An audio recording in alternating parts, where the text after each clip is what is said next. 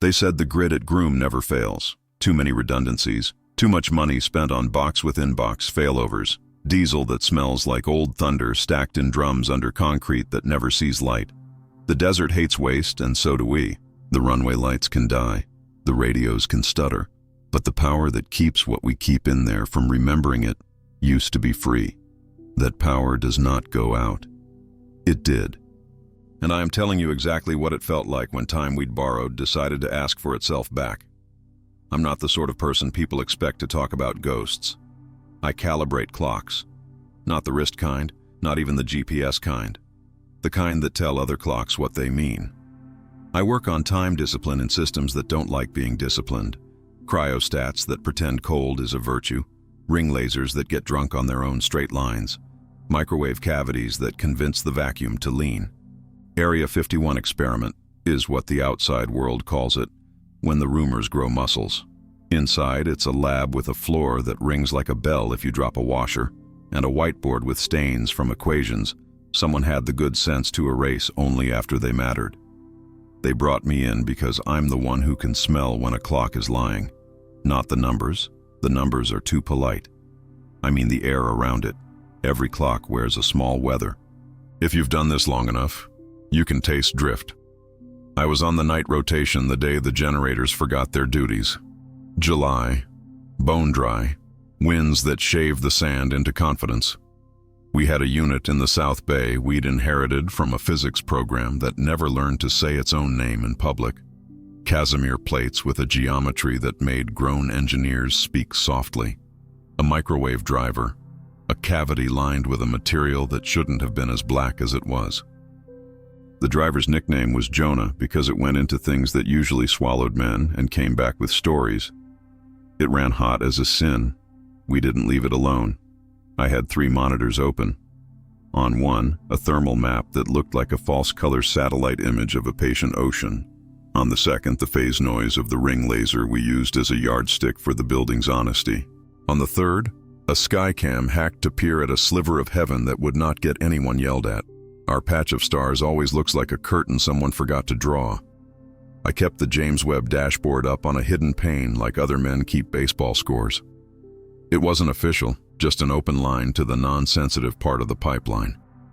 I liked watching the universe tell the truth in cartoons and decimals. At 0209, the ring laser hiccuped. Not the little burps it does when a door closes too hard and the floor frowns. A real hiccup. The kind that makes the trace look like a hand drew a single surgical diagonal across what should be noise. Jonah shivered a degree cooler without being asked. The thermal map's blues deepened like a bruise deciding its color. The skycam turned grainy, not with clouds, with attention. "Power check," I said to nobody and everyone. The speakers gave me back my voice like a room repeats a secret to be sure it heard correctly. The main panel answered green, green, green in a cascade too fast to be trustworthy. I keyed the diesel monitor. The drums stirred and announced their readiness in that oily, smug way fuel has. All good. The lights didn't flicker. My coffee did.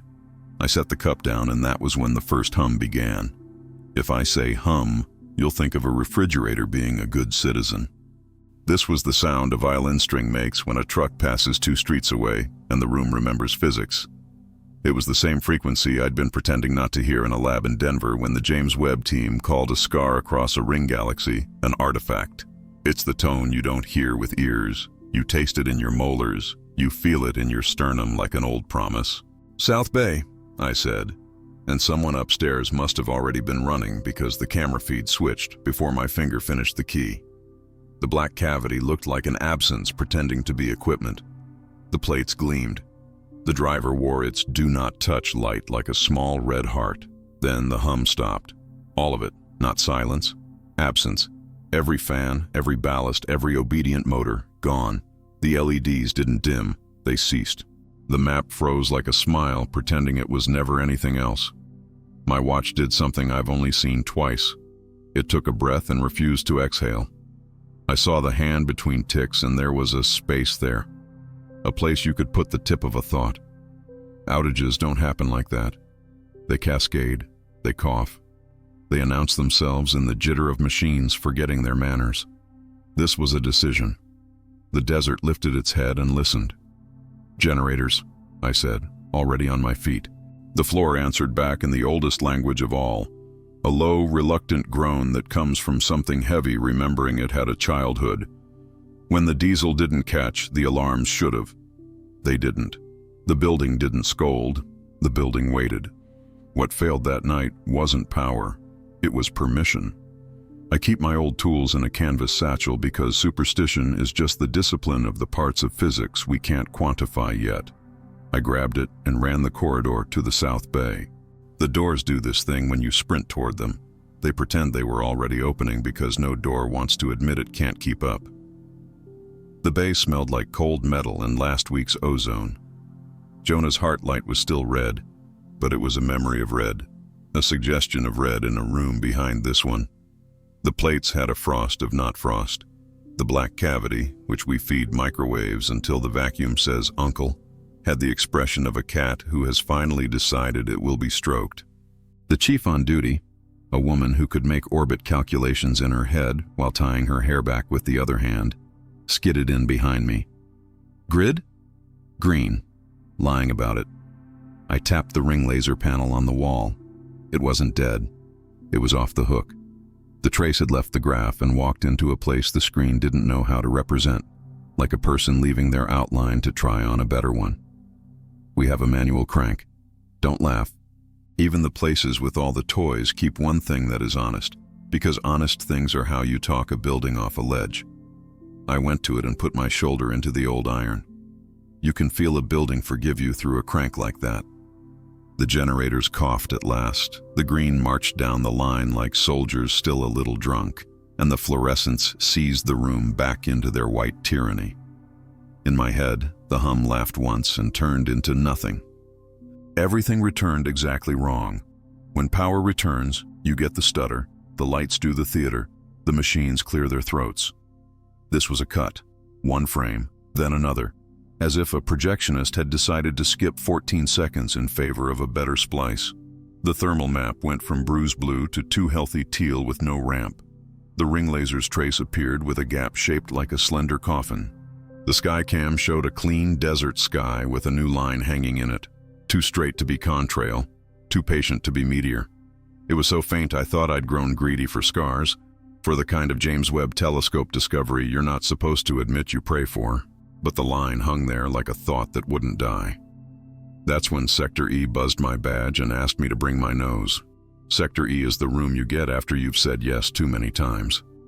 2 security doors. 1 camera that watches the camera, a smell like new plastic and old secrets.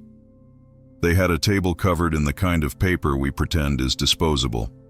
On it lay 3 printed frames. First, a monitor capture from our own Skycam, stamped 020913, the line like a hair in the video gate of the night.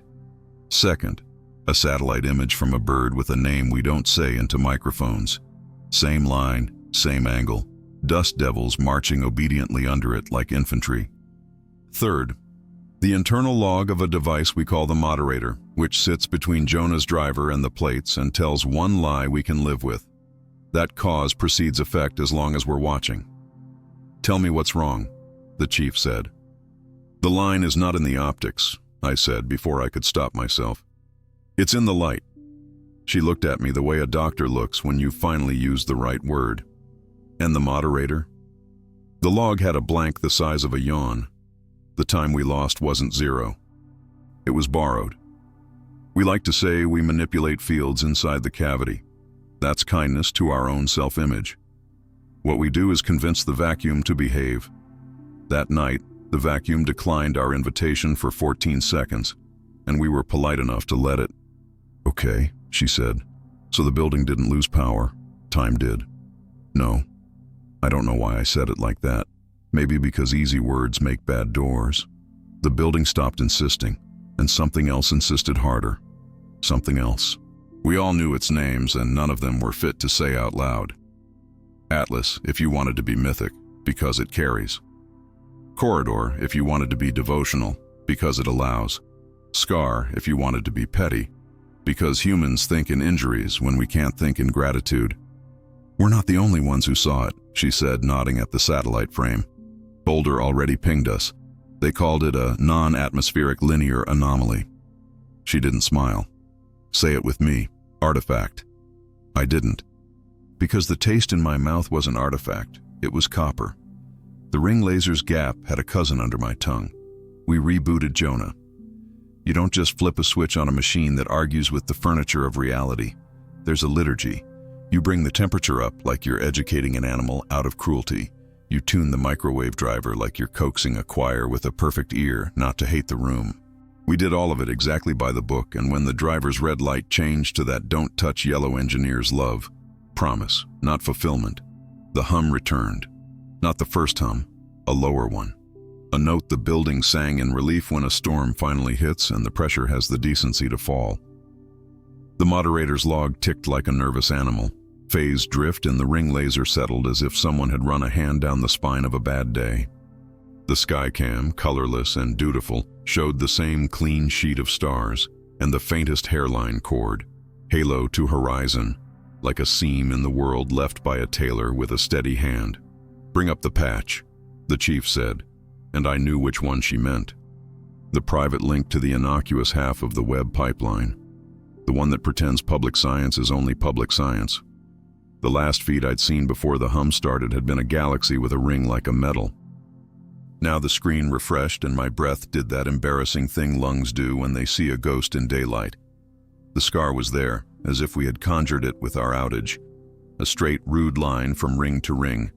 Not dark, not bright, just insisting. A James Webb Telescope discovery to anyone who knew how to be honest without losing funding. I felt the building lean toward the image with the curiosity you only ever see in animals and children. We are not the kind of people who say destiny. But we know alignment when it taps us on the shoulder. The desert sky had been underlined at the same moment the galaxy had. Our moderator had taken a 14-second vacation at the same moment the ring laser forgot to jitter. The diesel had declined to attend. The plates had waited. Once you say the forbidden thought, it becomes the only thought that makes sense. What happens? I heard my own voice ask, as if it belonged to someone braver. If we don't restart in 14 seconds? We didn't, the chief said softly. We were gone longer than that. She showed me the internal security cam from the South Bay. It sits at the corner of the room and stares at Jonah with the devotion of a mother who knows her child is wonderful and dangerous in equal measure. The footage was not black. If it had been black, I could have gone home. It was full of a patient gray, like the inside of a church before candles. Shapes there that were the shapes of our shapes and also not. The plates wore a film like frost that moved without melting. The black cavity was not black. It was the color your eye makes when it is tired of telling the brain it cannot see in the dark. In the center of the frame, hanging over the cavity by a margin of air thinner than cowardice, was a line. Not optical, not drawn. The idea of a line. The room held it up the way skin holds up a scar even after the wound is forgiven. What did we borrow? I asked. What did we owe back? She didn't answer. She didn't have to. The moderator log answered for her, jittering not in time but in meaning. There was a new column now where none had been. It wasn't a number. It was a yes or no. Agreed. I've never seen that in a log. Someone heavier than permission had signed our ledger.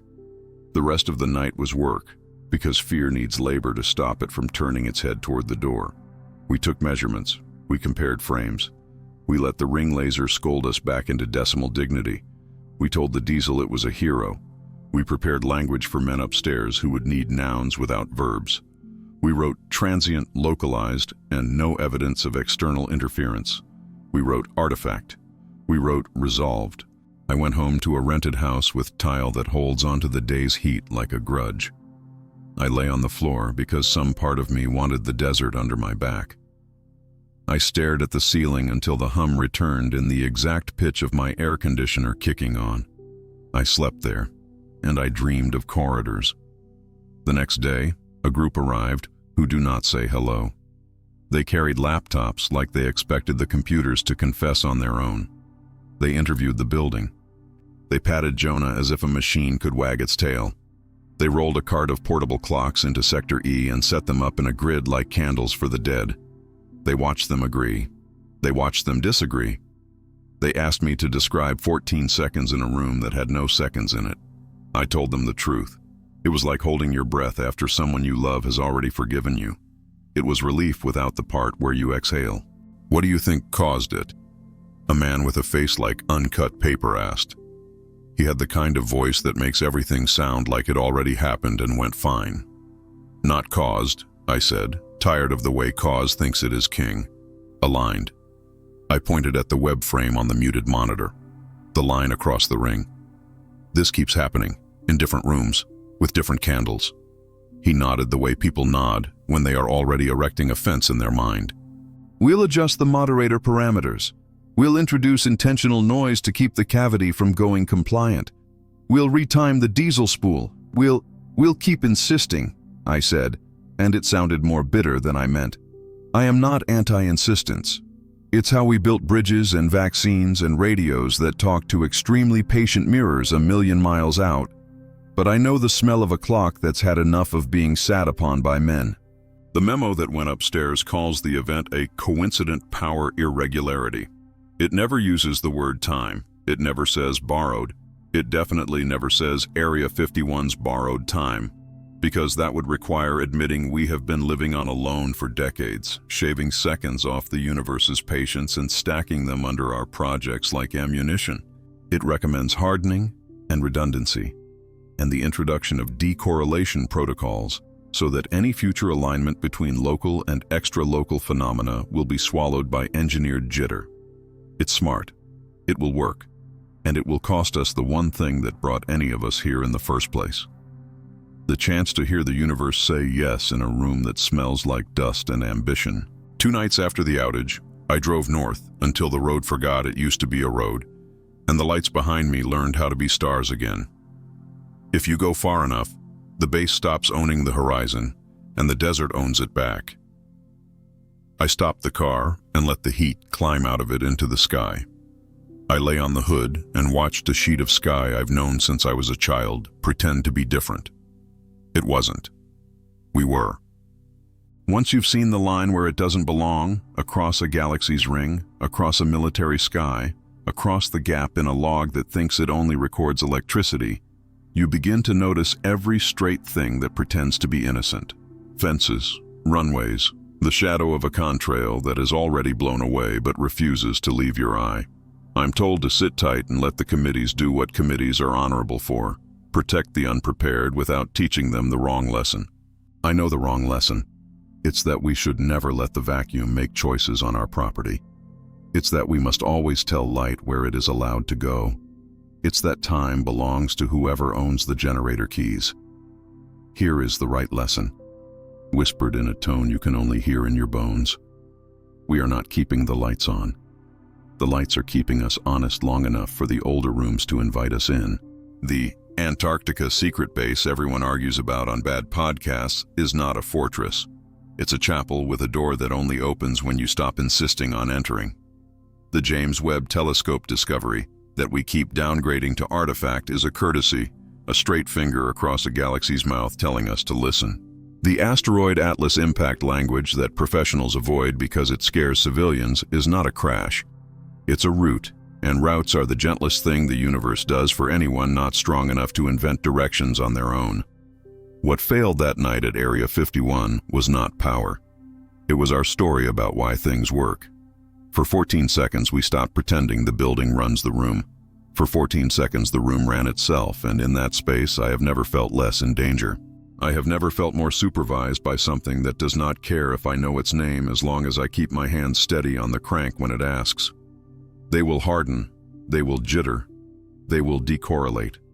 That is their job, and it saves lives. Mine is to keep the other file, not a report, a memory. The gap in the log that tastes like copper. The desert sky with a line hanging in it like a healed cut that forgot to fade. The night the moderator wrote agreed in a new column we did not code. The hum that learned to be quiet exactly when we needed it to. When the outage comes again, and it will, whether by accident or by the universe reminding us it has other customers, do me one favor. Don't count. Counting is for clocks. Listen, if you hear the hum that isn't a hum, if your molars taste like old coins, If your watch lifts one hand into a new kind of hesitation, you are not losing time. You are meeting it. Say thank you. Turn the crank. And afterward, when the lights come back angry that they were ever gone, step outside. Look for the faint line. It will be there if you are.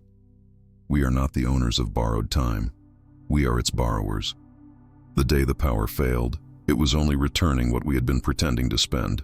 And in that 14-second room carved between ticks, while the building waited without scolding and the cavity learned to be a cat again, something old and straight said, very softly, in a language I am just now learning to stop translating, "Yes."